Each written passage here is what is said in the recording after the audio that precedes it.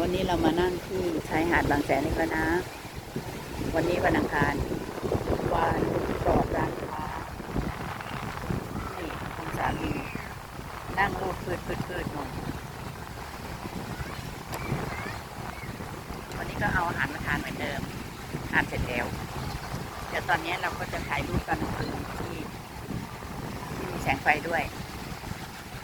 ดูตรงนู้นอะเหมือนกันก็ว่าฝนตกเลยอะแต่ว่าเมื่อกี้นี่มันก็ตกอยู่นะแต่ตกแปะแล้วก็หายไปโน้นทางโน้นนั่นคุณนั้นเขาสามมุกน่าจะใช่แหลมแท่นยังไม่ถึงเขาสามมุกหรอกตรงนั้นน่ะแหลมแท่น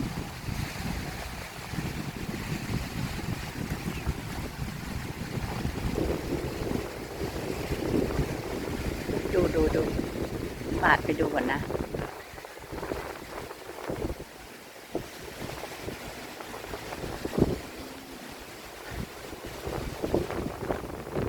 คนตอนนี้ยังไม่เยอะนะเพราะมันยังแค่ยังไม่6 โมง5 โมง 34 นาที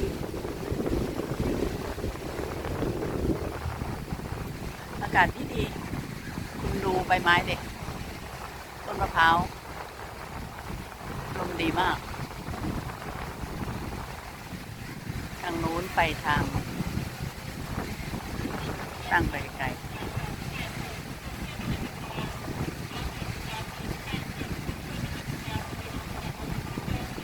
เด็กเยอะนะเหมือนโรงเรียนปิดอะ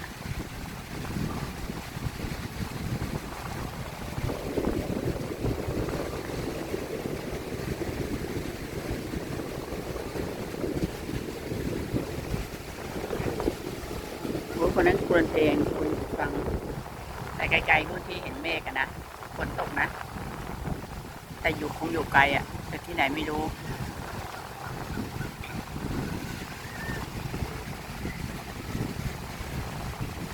ตรงนั้นแหลมแท่น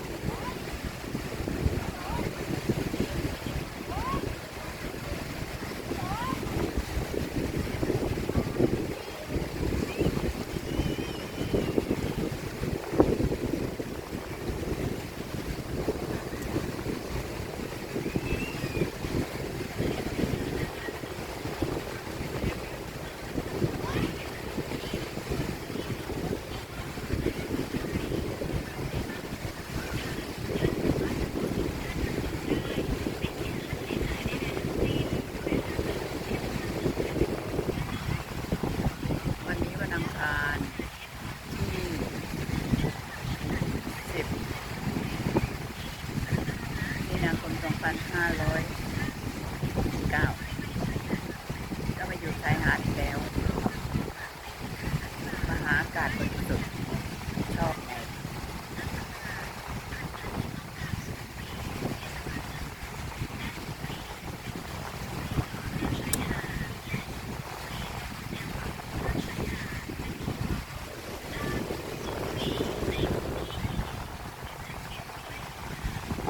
ลองฟัง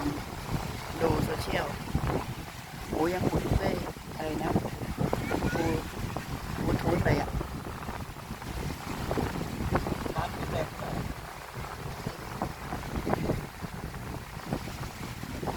ฝนเหมือนจะตกเลยคุณลงในเนี้ยในวิดีโอเนี่ยฟ้ามันมืดมากอะหรือว่ากล้องเราไม่ปกติ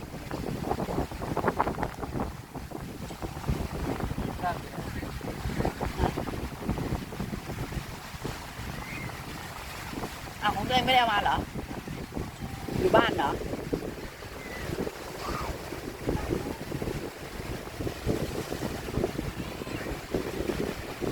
ปล่อยให้ลูกลอยออกไปข้างนอกไม่ได้เดี๋ยวตามไม่ทัน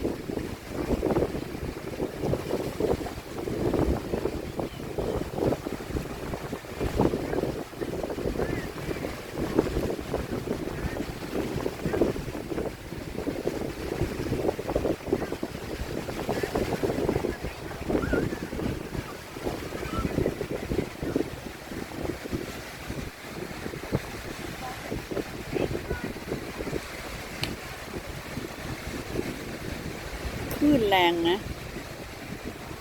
เสียงคลื่นดังดีจังอากาศดีลมก็แรงคุณดูต้นมะพร้าวที่มันจะหล่นมาใส่หัวหรือเปล่าไม่รู้ลูกมะพร้าวอ่ะ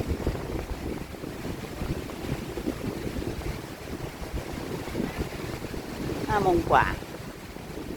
อีก20 นาที6 โมงเย็นก็จะต้องยืนเคารพธงชาติ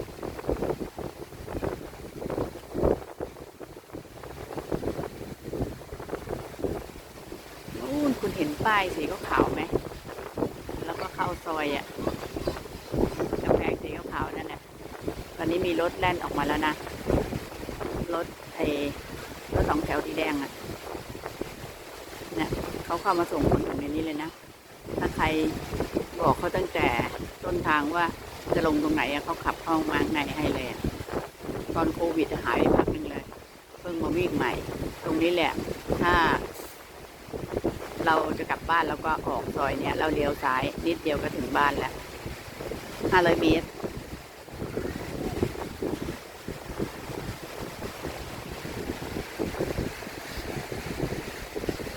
เดี๋ยวสักพักก็จะมีทีมนักออกกำลังกายมาวิ่งกันเต็มเลยเป็นชุด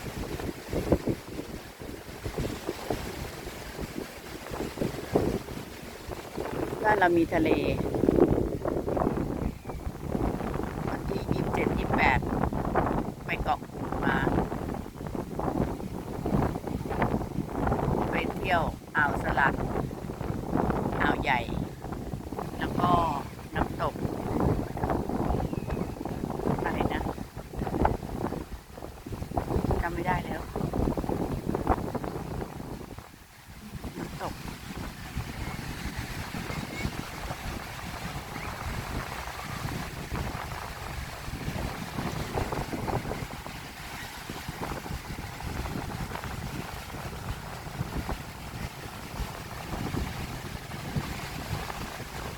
ชอบบรรยากาศอย่างนี้มากลมเย็นแล้วดูคลื่นเด็ดเปิดเพลงใส่ไปก็ไม่ได้นะลิขสิทธิ์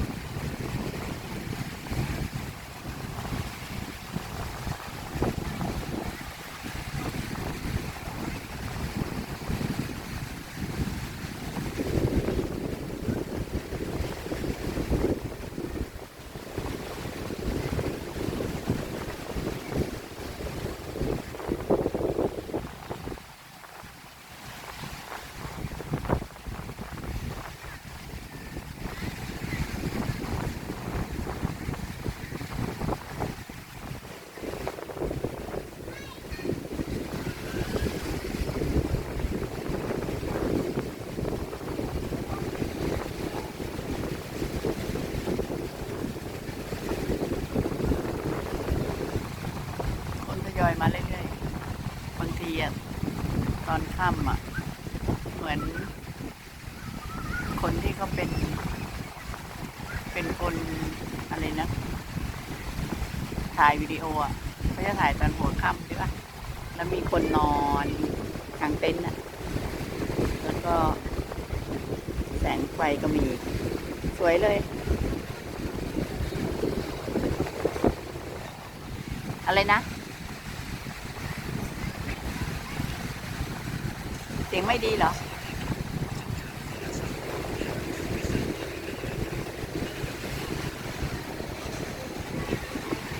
บลูทูธไม่ดีเหรอ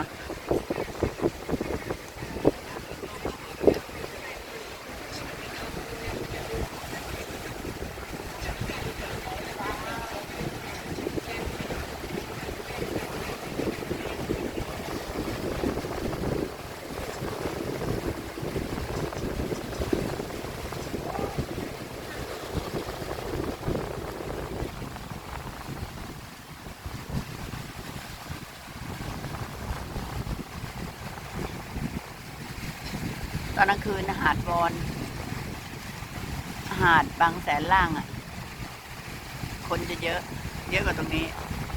แต่ที่นี่ตอนช่วงนี้ไม่ได้เยอะเท่าหรอกถ้าไปหาดวอนแต่ว่าพื้นที่ของหาดวอนเนี่ยระยะความยาวมันน้อยกว่าที่นี่ไง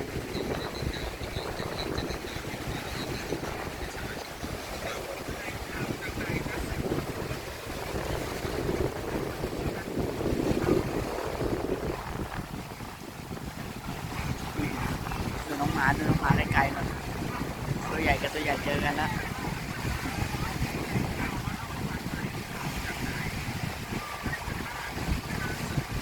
จับกันเอากันไม่ใช่อะไรเลยดีใจ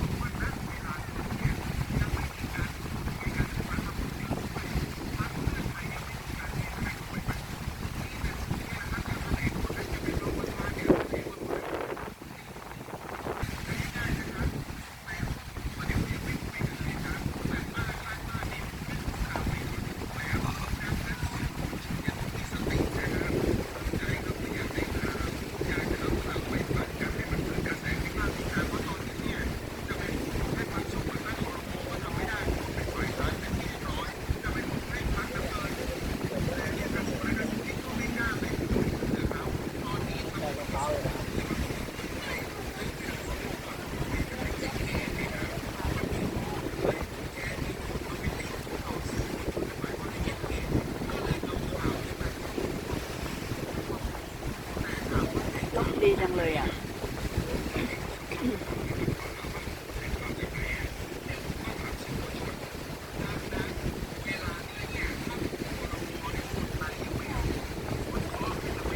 เนี่ยคนก็ทยอยกันมาเรื่อยๆนะน่าจะคนชลบุรีใช่ไหมก็รอวันอังคาร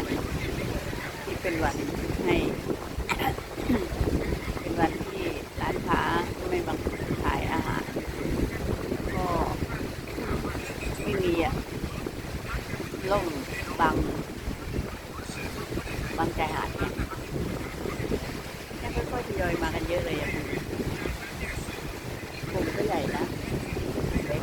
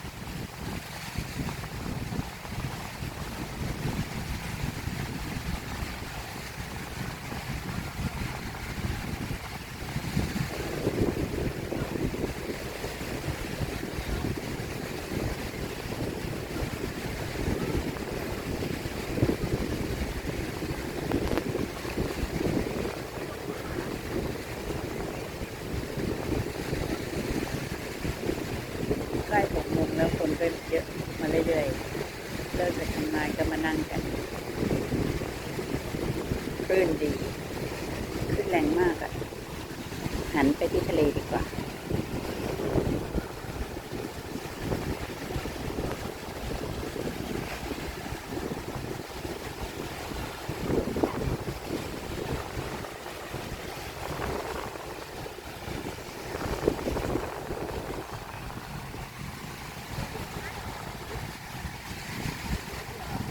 มากันเยอะแล้วอ่ะ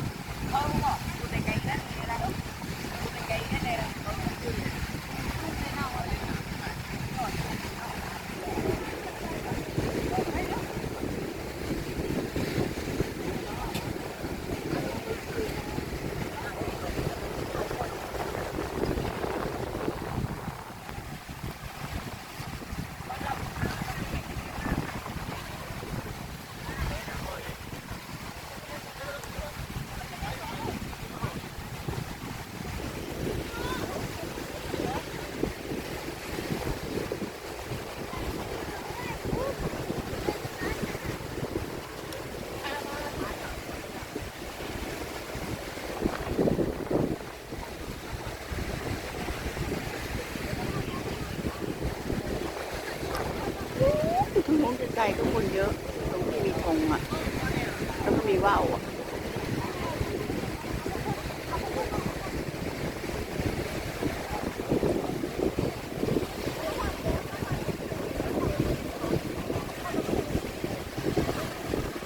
นี่ทีมใหญ่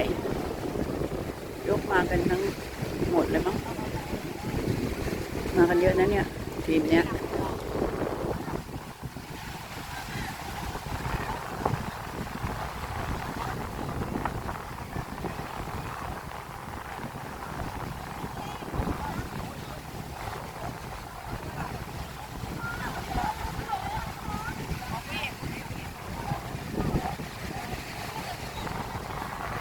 ลมหายไปเลยเด็กไปกันเยอะคุณลมยังไม่สนใจใครเลยอ่ะสมาธิดีมาก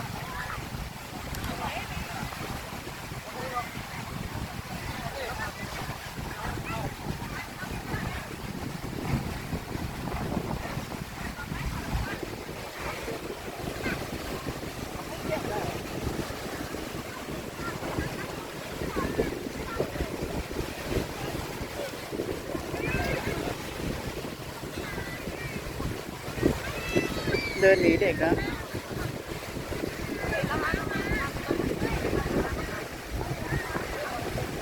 เมื่อกี้ก็เปิดเพลงไงก็เลยบอกว่าอย่าเปิดมาใกล้ๆเดี๋ยวมันเข้าไปในวิดีโอจะเป็นลิขสิทธิ์อีก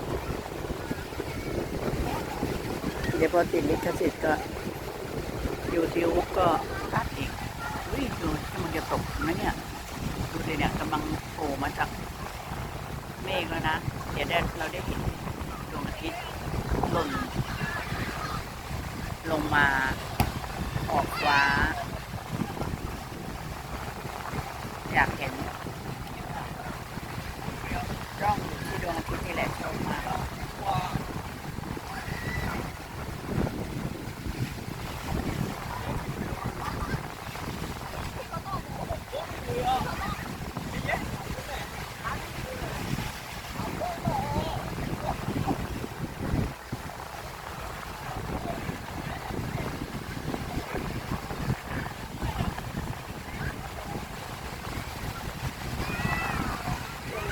จะรับขอบฟ้าแป๊บเดียวเองอะตอนนี้10โมงจะ6 โมงอีก4 นาที6 โมงจะดูที่ว่าดวงอาทิตย์ค่อยๆลงมาแล้วอยู่ระหว่างเมฆมองด้วยตาเปล่าแสบตานะแต่ตอนนี้กำลังจะลงมาดูตามกล้องเนี่ยมันยังโอเคอ่ะมันกรองโดยกล้องแต่ถ้าไม่กรองมองขึ้นไปดวงอาทิตย์แสบตาแค่เดียวเลยเดี๋ยวก็ถึงขอบฟ้าแล้วเพราะว่าอะไรนะขอบน้ำอ่ะก็ตกลงในขอบโค้งนู่นอีก3 นาทีแต่เขาก็ยังไม่ได้ตกตาม6 โมงหรอกมั้ง6 โมงจ้ามาก มาแล้วเต็มดวงเลยอ่ะโอ้ยจ้าปวดแสบตาอีก3 นาที2 นาทีประกาศเสียงตามสายเทศบาลเมืองแสนสุขอำเภอเมืองจังหวัดชลบุรีท่านที่จะจอดรถกรุณาอย่าจอดซ้อนกันนะคะนี่เสียงเขาเป็นแบบนี้ครับ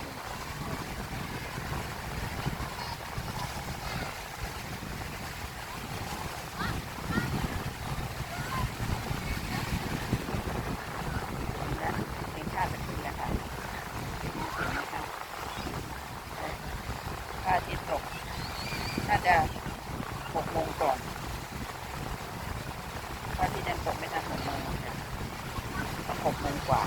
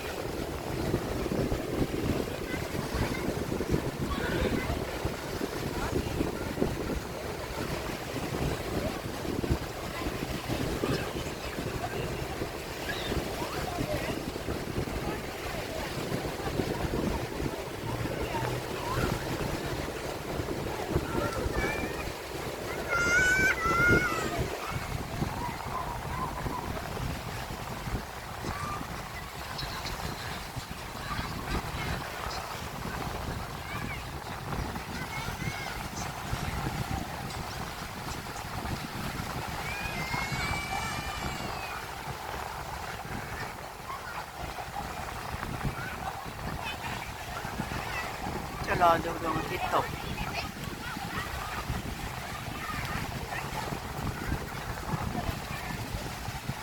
รับขอบฟ้าทุกที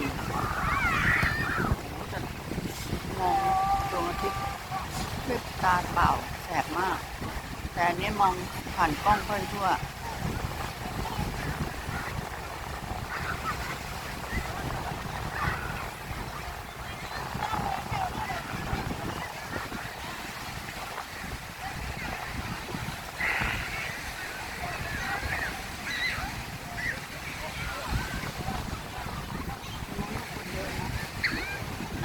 ปลายนู่นที่มีเอียงล่มตี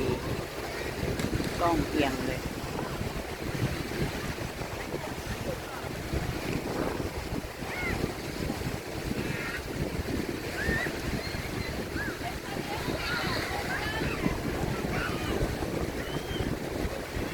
ทางนู้นคนเยอะ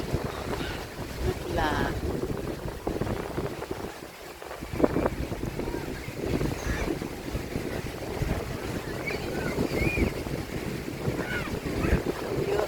ลมก็ดี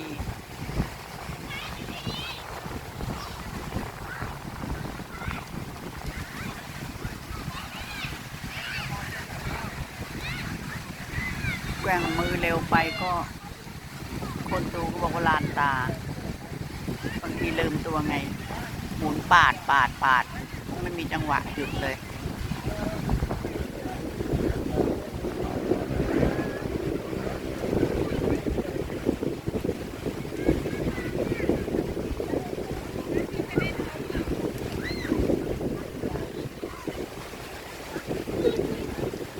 เราอยู่ไหนเรามาหาไม่เห็นรถเลย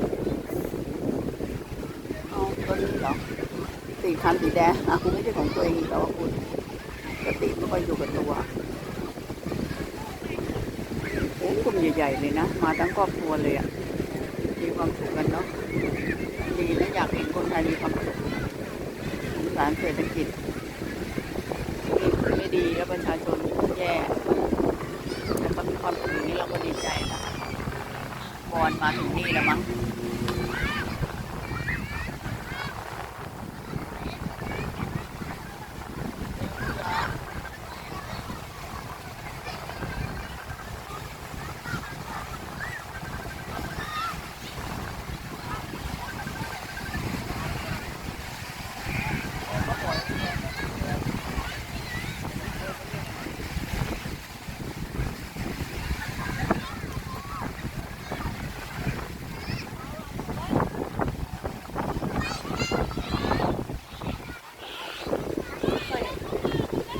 ค่อยไล่ไป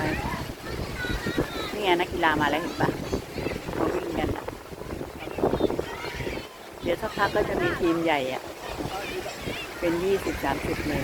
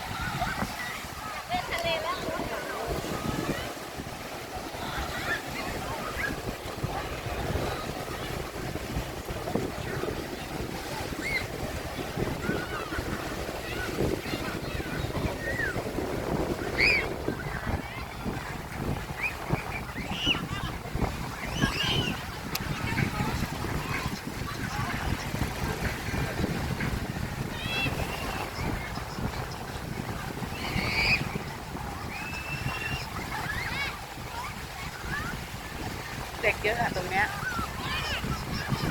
ตอนที่มาตอนแรกๆก็ยังไม่ค่อยมีคนเลยตอนนี้เด็กเยอะแล้ว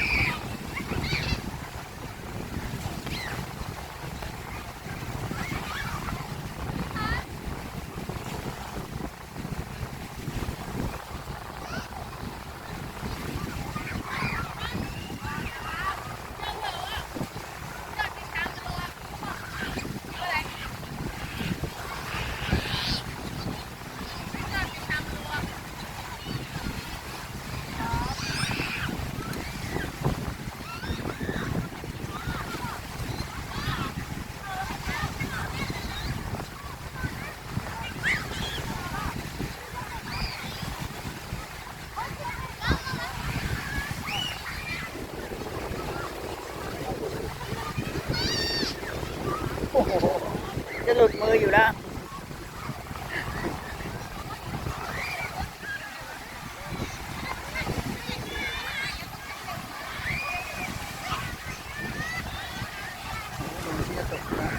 จะลืมดวงอาทิตย์อีกแล้วจะรอดวงอาทิตย์ตกขอบฟ้าแล้วหน่อยพอเด็กมาเยอะๆจะหันไปหาเด็กก็แล้วพอดูดวงอาทิตย์ตกหน่อยถ่ายแต่ยังไม่ตกเลยนะตกเนี่ยจ้องกล้องอยู่เนี่ย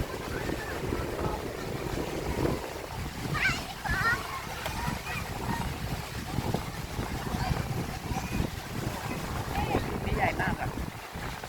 น่าจะมาจากทางใต้นะส่งภาษาเหมือนภาษาใต้เลยอ่ะ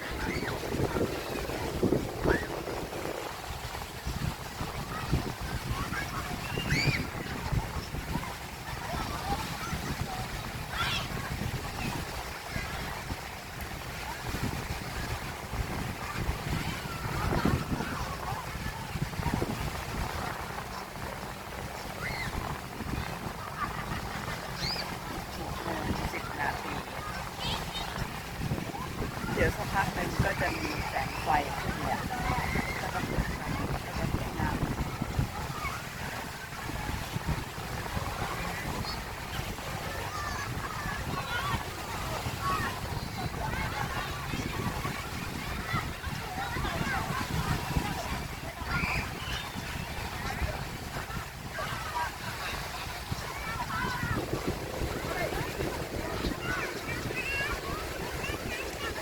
ดวงอาทิตย์จะถึงแล้วจะถึงพื้นน้ำแล้วจ้า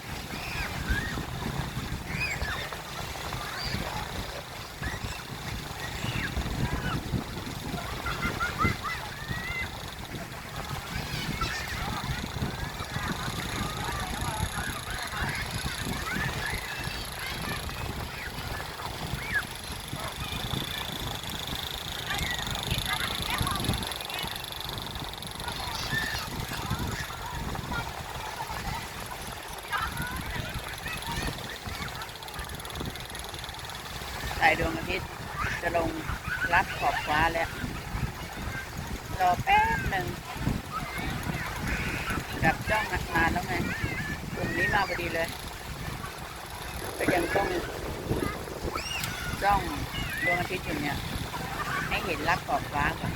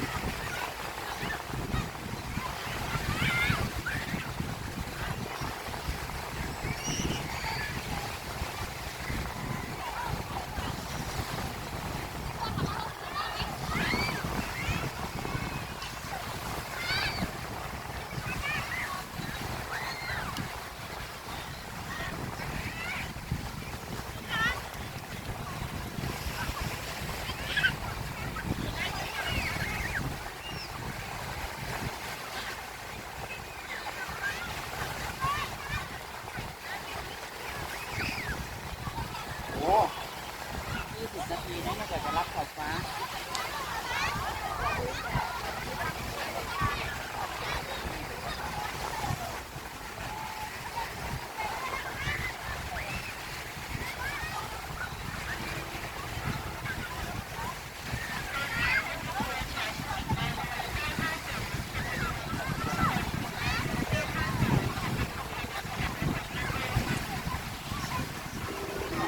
ยังไม่รับเลยนะ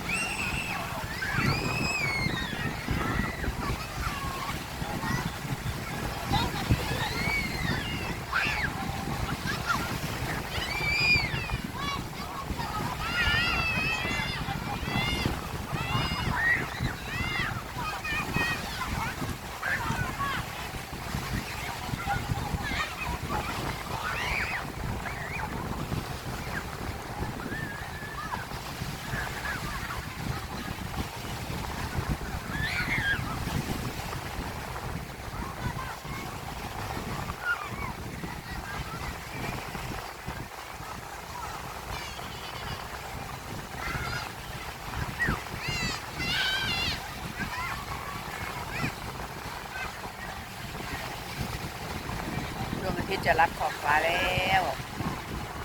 รับขอบฟ้าแล้วแต่ว่ามองไกลได้ยังเยอะนะแต่ว่ามองในกล้องมันนิดเดียวแต่ตอนเนี้ยเห็นดวงอาทิตย์จะแดงแจ๋เลยนะแต่ในกล้องกลายเป็นสีเหลือง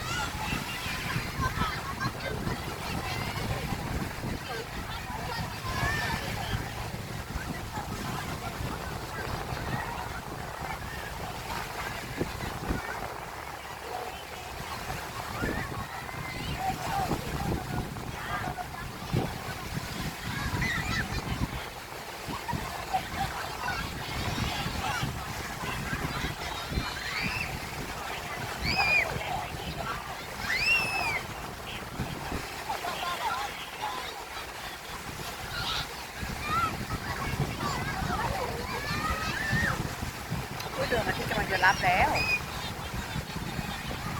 สีแดงหายแล้วกำลังหมดไปแค่ครึ่งกำลังจะเข้าครึ่งดวงแล้วที่มองเห็นดวงอาทิตย์ลงไปเหลือแค่ครึ่งดวงแล้วแหละจะรับขอบฟ้าแล้ว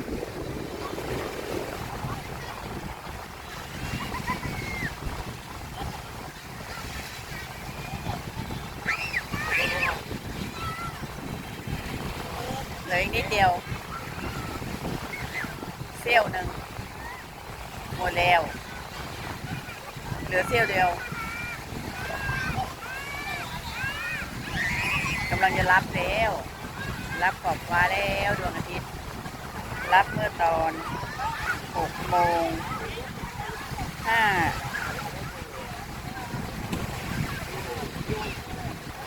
52 นาทีไม่ใช่55เลยนะไม่ใช่6 โมงยังไม่เท่าไหร่เนี่ย25 22ไม่ใช่25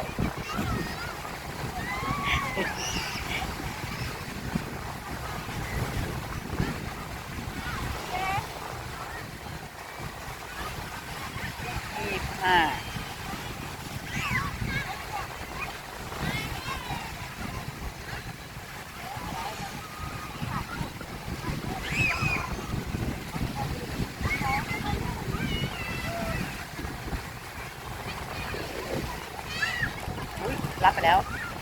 มัวจะดู6 โมง